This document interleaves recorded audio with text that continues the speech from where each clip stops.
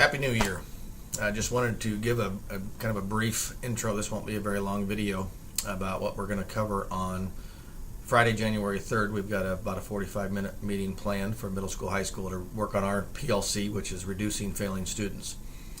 And again, the goal of that session, again, we're continuing to try to adjust our assessment practice and our assignment practice to better reflect student learning of whatever our goals or our targets are during that day. Activities for the day, we're going to again continue some discussion using your negatives or questions that we had about the Wormily videos that we've pulled together. We're going to share some of the things that we have tried, and we're going to continue to look at more specifically assignments and how to make those assignments. I'm going to use the word matter simply because I've been reviewing this book a little bit over the break from Eleanor Doherty about assignments matters. And I think there's some good information there.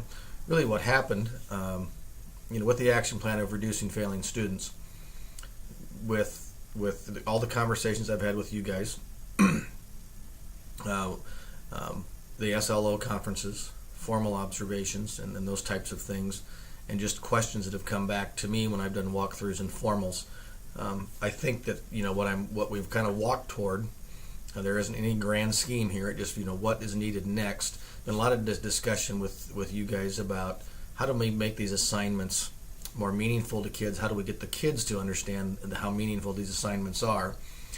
And when we had the discussion about what a learning target is and having a clear learning target and how I'm going to assess that target and making sure that the assignment aligns directly to what I want them to be able to perform, it kind of has led us down this path to where we are now. And so today's topic, a lot of it's going to be to discuss, and the first thing you always got to do is self-reflect.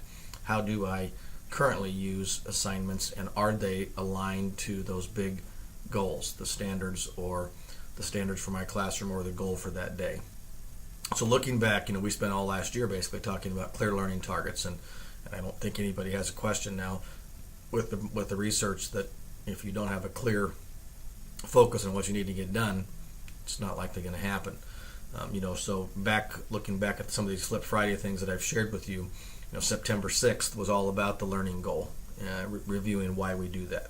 September 13th, we took a little bit of a step into the scale and the rubric part of it, and probably I didn't give you enough information there, but there was basically just kind of some steps to go through to write simple scales, simple rubrics to help evaluate whether or not you are indeed getting evidence that the student has learned what you want them to learn. And so I take again the walkthrough data, SLO conferences, formal observations, different conversations with all of you, and the things that we've done. And even in October, then we begin talking about the formative assessments and hearing from Rick Wormily, and then again creating some of our own questions. So now our next step, that's what we're going to do next, is we're going to spend some time looking at those questions and concerns that you all had, in some discussion. We're going to share the My One Thing. Some of you, almost all of you have reported something or tried something and differently as far as assessment goes or grading practices. And we're going to give you an opportunity to share. If you looked at this PowerPoint at BlendSpace, Lori and Barry did share a couple ideas that they've been working on, and I kind of put their words into a couple of slides you can see, and maybe we'll hear from them and maybe some other folks too that have tried some things, good or bad. We can learn from things that don't go well just as much as we can from things that do go well. And in the phrase that this book uses, it says it's how to make assignments matter. I think that's really the key phrase. And so we're going to work through discussing, and this book doesn't get into, eventually it will, but the first thing is it talks about the link between expectations and achievement, and really getting that, if that clear picture, if the clear goal and the clear path of how we're going to assess the goals. Not only are we telling the kid precisely what we want them to do, but how it is they're going to be successful. So if I look at this, if I reflect myself at this process, when I clearly asked for what questions or concerns do you have about the Wormily videos, we had very good participation there. They were getting emailed, they were getting written on cards, people were giving me things later, things that they wanted more information about. When I asked for the My One Thing that you were going to do differently, I wasn't as clear. Some of you, and we never did get 100% participation in that, so I didn't ever receive a My One Thing that from every single one of you, but a couple things. I didn't have a deadline. I didn't ask for it in any one form. I said you could have emailed, you could have written it on your note card, and then I don't have any way to clarify or to hold accountable because I didn't have any means to check people off as they got them done. So if I reflect on that, my prompt was poor, and it wasn't clearly connected to what our learning target was, which is to reduce failing students. So now in this regard, there's in this blend space there is a PowerPoint, some of which again I kind of bring back some of the same things because knowing where we came from is important as far as looking at where we're going to go next. There's a reading. It's not a long reading, 10, 12 pages. It did print kind of small, and for some reason when I scanned it, it's backwards. So just make sure you look at the page numbers, and it starts on page 16, and I think it goes to 16 to 32 as the page numbers.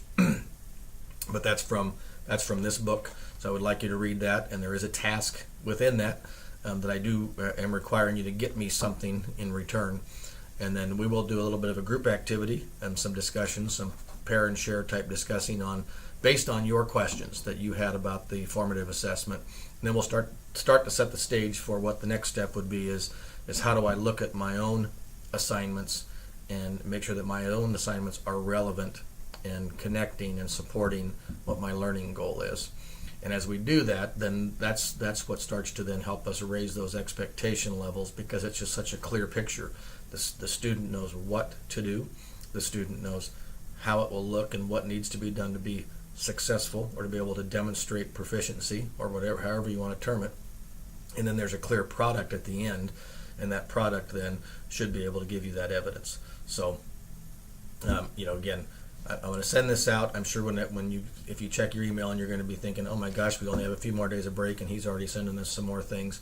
I think this has been fairly successful as far as setting the stage. I believe it's made our conversations in our meetings more valuable and more focused and allowed us to get to business a little bit more quickly.